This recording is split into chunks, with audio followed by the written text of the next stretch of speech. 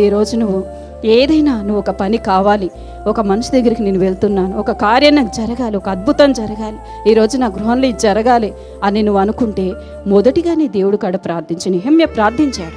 తన స్నేహితుడు వచ్చి యెరూషలేము ఆ పాడైపోతున్న పునాదుల కోసం, ఆ పట్టణం కోసం చెప్తుంటే, ఆ కాలిపోతున్న పట్టణం కోసం చెప్తుంటే దానికోసం చింతిస్తున్నాడు.